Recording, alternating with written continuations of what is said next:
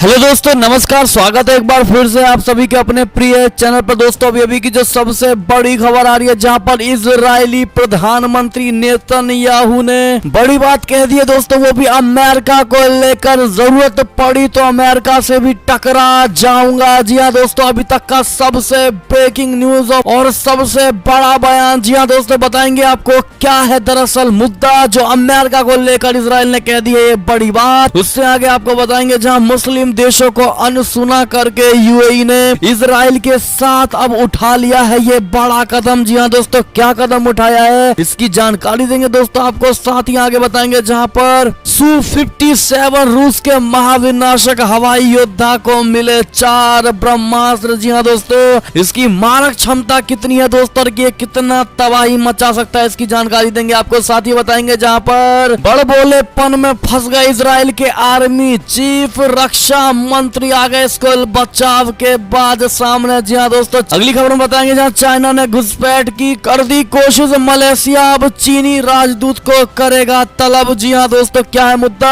ये भी बताएंगे आपको। उसके आगे बताएंगे जहां पर कश्मीर पर पाकिस्तान का साथ देकर फंसे संयुक्त राष्ट्र के महासभा अध्यक्ष। जी हाँ दोस्तों, साथ ही बताएंगे जहां पर मेहुल चोकसी को लेकर बड़ा झटका। जी हाँ दोस्तों, डोमिनिका सरकार ने कोर्ट से कह दी है ये बड़ी बात। बताएंगे भारत वापस आएगा मेहुल चोकसी या नहीं, इसकी भी जानकारी देंगे दोस्तों आपको। कोर्ट ने क्या कहा है वो भी बताएंगे। साथ ही बताएंगे जहां पर WHO ने दे दी है बड़ी ही राहत की खबर, वो भी भारत को लेकर। जी हाँ दोस्तों, क्या खबर है ये भी बताएंगे आपको। साथ ही बताएंगे जहां पर बीजेपी कार्यकर्ता ने जेपी नड्डा को खून से लिखा है पत्र, कहा सीएम योगी आदित्यनाथ को पद से ना हटाएं। जी हाँ दोस्तों, दिखाएंगे आपको वो खून से लिखा हुआ पत्र और योगी आदित्यनाथ क्या हटाए जाएंगे या नहीं, इसकी भी जानकारी देंगे दोस्तों आपको। दरअसल होने क्या वाला है आगे, हर तरह की आज आपको आप बताने वाले हैं खबर, तो बने रहेगा वीडियो के अंत तक। और अभी खबरों में आगे बढ़ने से पहले अगर आप भी मानते हैं कि मोदी जी है तो हर चीज संभव है, भारतीय सेना तो हमारा देश गर्व से जी रहा है और इस कोरोना काल में डॉक्टर ही भारत के लिए सबसे बड़े रक्षक है। तो इस वीडियो को भी कर दीजिए लाइक,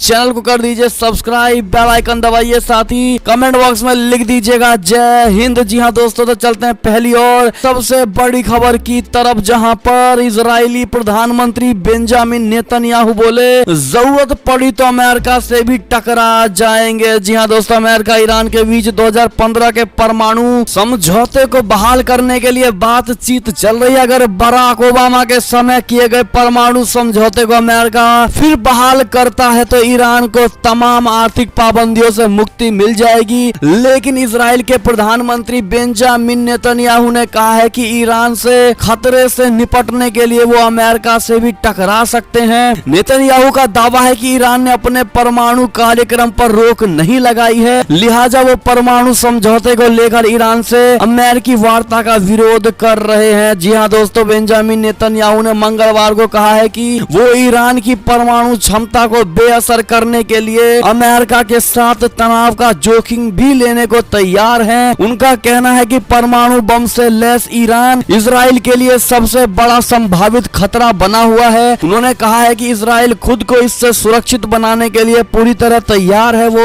इजराइल की खुफिया एजेंसी मोसाद के नए प्रमुख डेविड बार्निया के लिए आयोजित समारोह को संबोधित कर रहे थे। जी हाँ दोस्तों, आपको बता दें कि नेतन्याहू ने कहा कि मुझे उम्मीद है कि ऐसा नहीं होगा, लेकिन अगर हमें अपने अच्छे दोस्त अमेरिका के साथ टकराव मोल लेने और अपने अस्तित्व पर मंडरा रहे खतरे के खात्मे में से एक को चुनना पड़े तो हम दूसरे विकल्प को ही चुनेंगे। नेतन्याहू ने कहा कि इजराइल करार को रोकने की भरपूर कोशिश करेगा, भले ही अमेरिका और अन्य देश 2015 के ईरान समझौते को बहाल करने में सफल हो। जी हाँ दोस्तों, अगर आप भी मानते हैं कि दोस्ती बाद में लेकिन देश पहले है, चाहे वो कोई भी देश क्यों ना हो, उसके लिए अपना देश पहले होना चाहिए। दोस्तों से कमेंट सेक्शन में आप भी इजराइल ने बिल्कुल सही कहा ये बात कमेंट में जरूर लिख दीजिएगा दोस्तों, अगर आप भी मानते हैं इजरायली पीएम ने सही कहा है। तो अगली खबर की बात करें तो इजराइल से खबर आ रही है जहां मुस्लिम देशों को अनसुना करके यूएई ने इजराइल के साथ उठा लिया है ये बड़ा कदम। जी हाँ दोस्तों, फिलिस्तीनियों पर हमले के बाद से भले ही दुनिया भर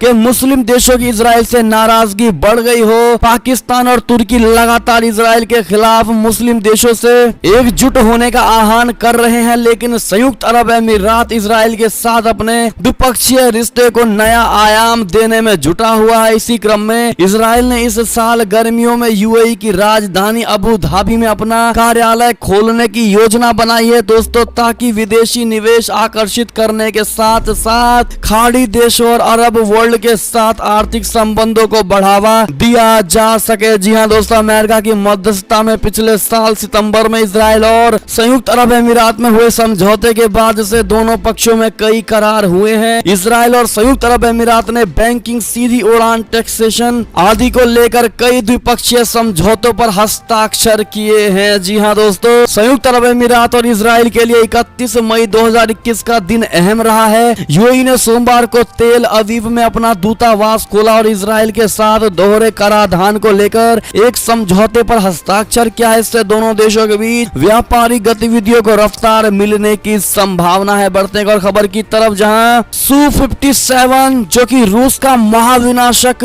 ब्रह्मास्त्र है दोस्तों, हवाई योद्धा को मिले हैं 4 ब्रह्मास्त्र, अमेरिका तक मचा सकती है ये भारी तबाही। बता दे, दुनिया भर में तबाही मचाने में सक्षम रूस के 5वीं पीढ़ी यानी कि 5th जनरेशन के फाइटर जेट सुखोई 57 के हथियारों के जखीरे में 4 ब्रह्मास्त्र शामिल हो गए दोस्तों। ये चारों ब्रह्मास्त्र इतने खतरनाक हैं कि सुखोई के पायलट के इशारे मात्र पर दुश्मन को मटिया मेट करके सुरक्षित वापस आ सकती है। जी हाँ, रूस का सुखोई 57 फाइटर जेट अपने साथ 4 अखोतनिक ड्रोन विमान ले जाने में सक्षम हो गया है, जो भीषण हमले करने के लिए बनाए गए हैं। रूसी समाचार एजेंसी तास के मुताबिक सुखोई को बनाने वाले सूत्रों ने बताया है कि अटैक ड्रोन विमान को फाइटर जेट से संचालित करने की योजना पर काम चल रहा है। उन्होंने कहा है कि ये फाइटर जेट 2 से लेकर 4 अखोतनिक ड्रोन विमान ले जाने में सक्षम है। रूस के इस ताजा ऐलान से अमेरिका और नाटो देशों की टेंशन काफी बढ़ गई है दोस्तों। ऐसे में अगर आप भी मानते हैं कि भारत को भी इसी प्रकार का और इतना ही ज्यादा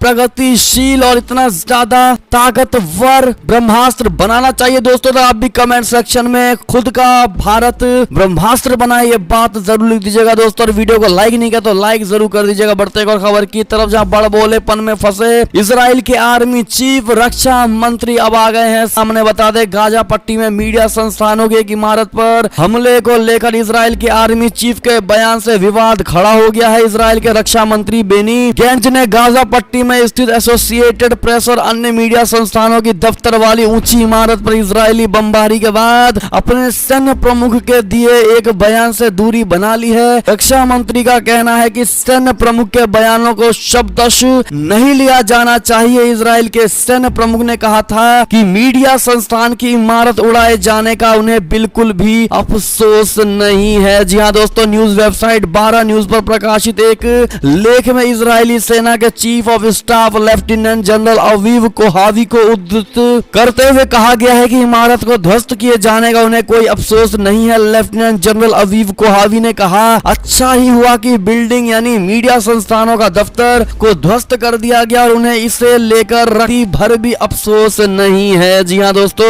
बढ़ते अगली खबर की तरफ, जहां क्या चाइना ने की है घुसपैठ की कोशिश, अब मलेशिया चीनी राजदूत को करेगा तलब। बता दे, चीन अपनी हरकतों से बाज नहीं आ रहा। अब उसने मलेशिया के हवाई क्षेत्र में घुसपैठ की है, जिसे लेकर कुआलालंपुर ने सख्त रुख अपनाया है दोस्तों। मलेशिया अब चीनी राजदूत को तलब करेगा और अपना राजनयिक विरोध दर्ज कराएगा। मलेशिया सरकार ने फैसला किया है कि वो अपने हवाई क्षेत्र में चीन के 16 सैन्य विमानों की घुसपैठ के खिलाफ राजनयिक विरोध दर्ज कराने के लिए चीनी राजदूत को तलब करेगी। विदेश मंत्री हिशामुद्दीन हुसैन ने मंगलवार को कहा है कि वो मलेशियाई हवाई क्षेत्र और उसकी संप्रभुता का उल्लंघन करने पर सफाई मांगने के लिए चीनी राजदूत को तलब करेगी। हुसैन ने एक बयान में कहा है कि मलेशिया का रुख स्पष्ट है, किसी देश के साथ दोस्ताना संबंध होने का मतलब ये नहीं है कि हम अपनी राष्ट्रीय सुरक्षा से समझौता करेंगे। उन्होंने कहा है कि वो अपने चीनी समकक्ष को इस मामले पर मलेशिया की गंभीर चिंता से अवगत कराएंगे। जी हाँ दोस्तों, कितने भाई बहन मानते हैं कि ये बात बिल्कुल सही है, दोस्ती हमसे हमारे राष्ट्र से नहीं? तो आप भी कमेंट में ये बात जरूर लिख दीजिएगा दोस्तों। बढ़ते और खबर की तरफ, जहां कश्मीर पर पाकिस्तान का साथ देकर फंसे संयुक्त राष्ट्र महासभा के अध्यक्ष, जी हाँ दोस्तों, जम्मू कश्मीर पर पाकिस्तान की तरफदारी करके भारत के निशाने पर आए संयुक्त राष्ट्र महासभा यानी यूएनजीए के अध्यक्ष वोल्कन बोल्जिकर की तरफ से सफाई आई है। कश्मीर के मुद्दे पर संयुक्त राष्ट्र में मजबूती से उठाने की पाकिस्तान को सलाह देने वाले वोल्कन बोल्जिकर के बयान पर भारत ने तीखी प्रतिक्रिया जाहिर की थी। इसके बाद यूएन की तरफ से स्पष्टीकरण आया है। वोल्कन ने पाकिस्तान में पिछले हफ्ते कहा था कि संयुक्त राष्ट्र में पाकिस्तान को कश्मीर का मुद्दा जोर शोर से उठाना चाहिए और फिलिस्तीन से भी तुलना की थी, लेकिन अब भारत की आपत्ति के बाद स्पष्टीकरण में यह तेवर नरम पड़ गया है। दोस्तों असल में पाकिस्तान में संयुक्त राष्ट्र महासभा के अध्यक्ष वोल्कन बोल्जिकर के जम्मू कश्मीर पर दिए गए बयान को भारत ने गुमराह करने वाला और पूर्वाग्रह से ग्रस्त करार दिया है कि कुछ ही दिन बाद संयुक्त राष्ट्र के 193 सदस्य इस निकाय के प्रमुख की प्रवक्ता ने सफाई दी है। जी हाँ दोस्तों,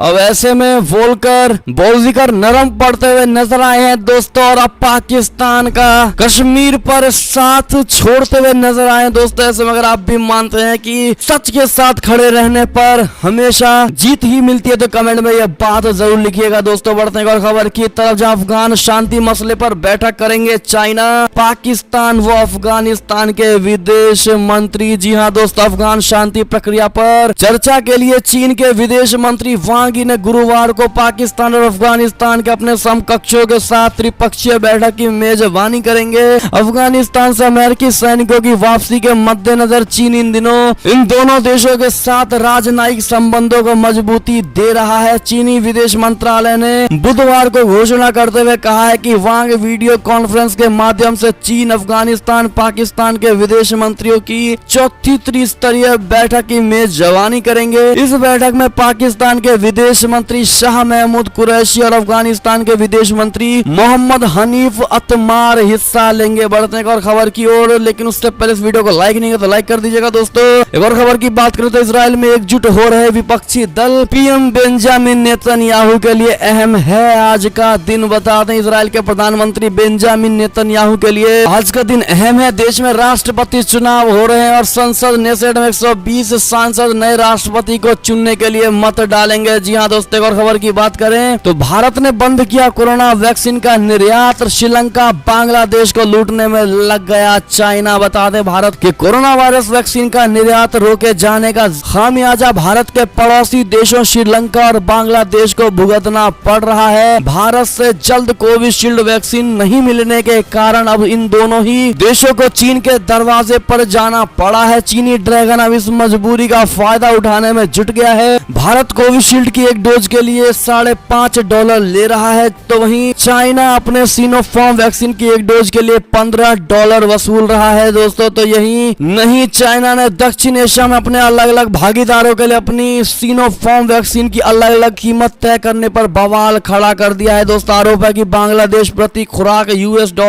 $10 का भुगतान कर रहा है, जबकि श्रीलंका सिनोफार्म वैक्सीन के लिए $15 प्रति खुराक का भुगतान कर रहा है। बांग्लादेश के समाचार पत्र द डेली स्टार ने इस खबर की जानकारी दी है दोस्तों। ऐसे में अगर आप भी मानते हैं कि चाइना शुरू से ही व्यापार करता हुआ आया है दोस्तों और दूसरे देशों को लूटता हुआ आया है, तो आप भी कमेंट सेक्शन में लुटेरा है चाइना, ये बात जरूर लिख दीजिएगा दोस्तों। और खबर की बात करें तो पाकिस्तानी को टीकों की भी मदद नहीं कर पा रहा है दोस्त चाइना। कई सेंटरों में पड़ी कमी, घर लौट रहे हैं लोग। जी हाँ दोस्तों, पहले ही खबर से जुड़ी खबर आ रही है, जहां पाकिस्तान में चल रहे कोविड-19 टीकाकरण अभियान, देश के कई टीकाकरण केंद्र चीन के सिनोफार्म वैक्सीन की कमी से जूझ रहे हैं। जी हाँ दोस्तों, और खबर की बात करें तो मेहुल चौकसी से जुड़ी बड़ी खबर, जहां मेहुल चौकसी को लगा है तगड़ा झटका। डोमिनिका सरकार ने कोर्ट से कह दिया है कि मेहुल चौकसी को भारत सौंपा जाए। जी हाँ दोस्तों, पंजाब नेशनल बैंक से मामले में आरोपी भगौड़े मेहुल चौकसी को लेकर कल अहम दिन था दोस्तों। बीते दिन एंटीगुआ से फरार होकर डोमिनिका पहुंचे मेहुल चौकसी को लेकर कल वहां की स्थानीय अदालत अपना फैसला सुना दी। कोर्ट में इस मामले पर सुनवाई शुरू हो गई है। जम्मू ऐप के जरिए मेहुल भी सुनवाई में शामिल था। इस सुनवाई में ईडी और सीबीआई की टीम भी मौजूद थी दोस्तों। सुनवाई के दौरान डोमिनिका सरकार ने कोर्ट में कहा है कि मेहुल चौकसी की याचिका सुनवाई के योग्य नहीं है। डोमिनिका सरकार ने कहा कि चौकसी को भारत को सौंप दिया जाना चाहिए। जी हाँ दोस्तों, ऐसे में अगर आप भी मानते हैं कि भारत आते ही मेहुल चौकसी को वो सजा मिलनी चाहिए ताकि ताकि भविष्य में कोई और ऐसा भगोड़ा ना बन पाए दोस्तों। तो आप भी कमेंट सेक्शन में सजा का नाम जरूर लिखिएगा दोस्तों, क्या चाहते हैं आप लोग बताइएगा जरूर। एक और खबर की बात करें तो ईरानी नौसेना के सबसे बड़े जहाज में लगी भीषण आग, ओमान की खाड़ी में डूब गया। बता दें ईरानी नौसेना के सबसे बड़े जहाज में आग लगने की घटना सामने आई है। नौसेना ने आग पर नियंत्रण पाने का प्रयास किया लेकिन उस पर काबू नहीं पाया गया। हादसे के बाद जहाज ओमान की खाड़ी में डूब गया। विदेशी समाचार एजेंसियों के मुताबिक जहाज खर्ग को बचाने की कड़ी मशक्कत की गई लेकिन बचाया ना जा सका। इस जहाज का नाम खर्ग द्वीप के नाम पर रखा गया था जो ईरान का मुख्य तेल टर्मिनल है। समाचार एजेंसी ने बताया है कि आग देर रात करीब 2:25 पर लगी और दमकल कर्मियों ने इसे बुझाने की कोशिश की है। जहाज ओमान की खाड़ी में तेहरान से करीब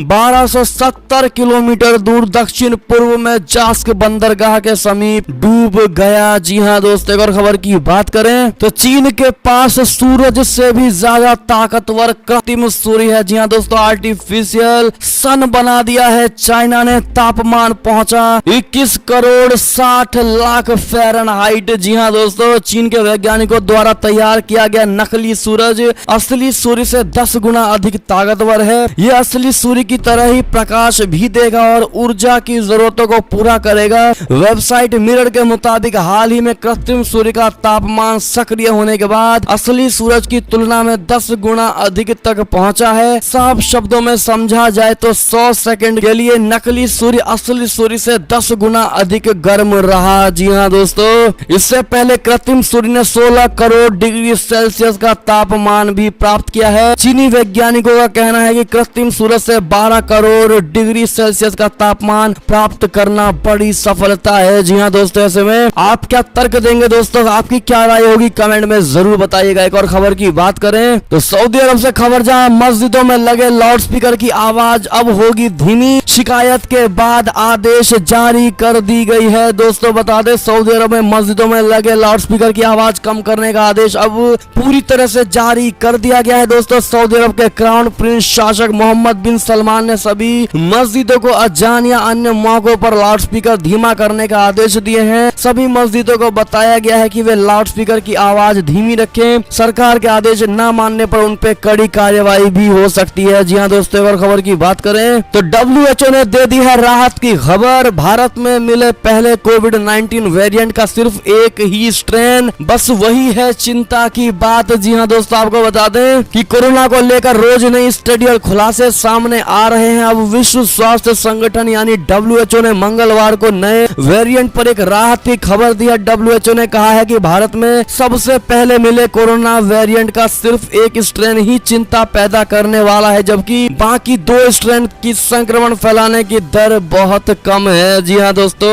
अगली खबर की बात करें तो स्वास्थ्य मंत्रालय ने बताया है कि अब तक लग चुकी है 22 करोड़ से अधिक की खुराकें। जी हाँ दोस्तों, केंद्रीय स्वास्थ्य मंत्रालय ने बुधवार को बताया है कि देश में कोरोना वायरस के खिलाफ टीकाकरण अभियान के तहत अब तक वैक्सीन की 22 करोड़ से अधिक खुराकें लगाई जा चुकी है। इसके साथ ही मंत्रालय ने यह भी कहा है कि राज्यों के पास 1.64 करोड़ से अधिक कोरोना वायरस रोधी टीके उपलब्ध हैं। जी हाँ दोस्तों, बढ़ते एक और खबर की तरफ, जहां विवाद पर विराम। योगी के समर्थन में आया भाजपा का केंद्रीय नेतृत्व। महासचिव ने कह दी ये बड़ी बात। बता दें, उत्तर प्रदेश में आगामी विधानसभा चुनावों से पहले योगी आदित्यनाथ सरकार के खिलाफ चल रही चर्चाओं और विवादों पर भारतीय जनता पार्टी के केंद्रीय नेतृत्व ने विराम लगा दिया है। ये जानते हुए कि उत्तर प्रदेश में पार्टी में टूट का उसे बड़ा खामियाजा भुगतना पड़ सकता है, पार्टी के केंद्रीय नेतृत्व ने नेताओं का आश्वासन दिया है कि उनकी बात सुनी जाएगी। हालांकि उन्हें यह भी कहा गया है कि लोगों के बीच पार्टी की छवि की कीमत पर कोई भी असहमति नहीं हो सकती। जी हाँ दोस्तों, राज्य में अगले साल यानी 2022 में विधानसभा चुनाव होना है। पार्टी को लग रहा है कि उत्तर प्रदेश की सत्ता में उसकी दोबारा वापसी करना उसके लिए बड़ा मील का पत्थर साबित होगा। इसी के चलते भाजपा ने योगी सरकार को पूरी मजबूती से समर्थन देने का कदम उठा लिया है दोस्तों। लेकिन इसी से जुड़ी जो अगली खबर आ रही है, जहां पर गोंडा से खबर, बीजेपी कार्यकर्ता ने जेपी नड्डा को खून से लिखा है पत्र और कहा है कि सीएम योगी को ना हटाया जाए। बता दें उत्तर प्रदेश के गोंडा जिले में योगी आदित्यनाथ समर्थक भारतीय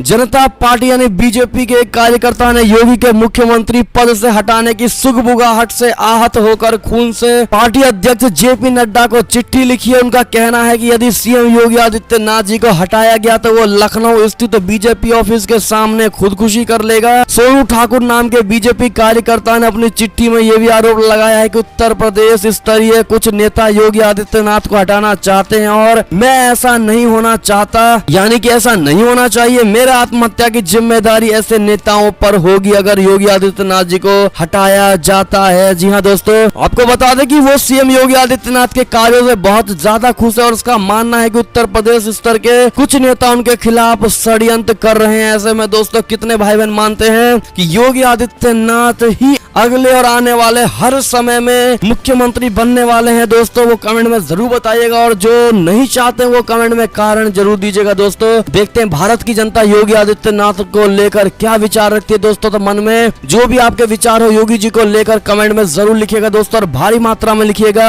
और वीडियो को शेयर करिएगा ताकि आपके दोस्त भाई बहन भी इसमें कमेंट जरूर करें। जी हाँ दोस्तों, अगली खबर की बात करें तो 10वीं के बाद अब 12वीं की परीक्षा भी रद्द कर दी गई है। दोस्तों सभी छात्र छात्राएं होंगे प्रमोट। जी हाँ दोस्तों, हम सीबीएसई की बात नहीं कर रहे हैं, हम उत्तराखंड बोर्ड एग्जाम 2021 की बात कर रहे हैं। दोस्तों सीबीएसई और आईसीएसई 12वीं परीक्षा रद्द होने के बाद अब उत्तराखंड बोर्ड की 12वीं की परीक्षाएं भी रद्द कर दी गई हैं। जी हाँ दोस्तों, अगर खबर की बात करें तो बिहार से एक और बड़ी खबर आ रही है जहां पर इंजीनियरिंग और मेडिकल कॉलेजों में लड़कियों के लिए 33% सीटें आरक्षित होंगी। सीएम नीतीश ने कर दिया है इसका बड़ा ऐलान। जी हाँ दोस्तों, बिहार में लड़कियों की शिक्षा को लेकर नीतीश सरकार ने बड़ा ऐलान किया है। सूबे की नीतीश सरकार ने ऐलान किया है कि बिहार के इंजीनियरिंग और मेडिकल कॉलेजों में लड़कियों के लिए 33% सीटें आरक्षित होंगी। बुधवार को सीएम नीतीश के सामने वीडियो कॉन्फ्रेंसिंग के माध्यम से इंजीनियरिंग और मेडिकल कॉलेज स्थापित करने के संबंध में प्रस्तावित विधेयक की प्रेजेंटेशन भी दी गई है। ऐसे में दोस्तों नीतीश सरकार के इस फैसले का आप समर्थन करेंगे इस मामले में, हाँ या नहीं? देखते कितने भाई बहन इन लड़कियों को मिले आरक्षण का समर्थन करते हैं और जो नहीं करते हैं वो कमेंट में रीजन कारण जरूर दीजिएगा दोस्तों, ताकि हम आपके बात का जवाब अवश्य देंगे। दोस्तों ऐसे में ये थी अब तक की सारी बड़ी खबरें। आपको हमारी खबरें कैसी लगी? आशा करता हूँ बहुत अच्छी लगी होगी। अगर थोड़ी भी अच्छी लगी तो इस वीडियो को अभी अपने भाई बंधुओं में व्हाट्सएप, फेसबुक, ट्विटर के जरिए पूरे भारत में शेयर करना बिल्कुल मत भूलिएगा। और अभी कर दीजिए इस वीडियो को लाइक, चैनल को कर दीजिए सब्सक्राइब, बेल आइकन दबाइए, साथ ही कमेंट बॉक्स में लिख दीजिएगा जय हिंद जय भारत। तो मिलते हैं आपसे अगली बड़ी खबर में, तब तक अपना ख्याल रखिएगा। बहुत बहुत धन्यवाद।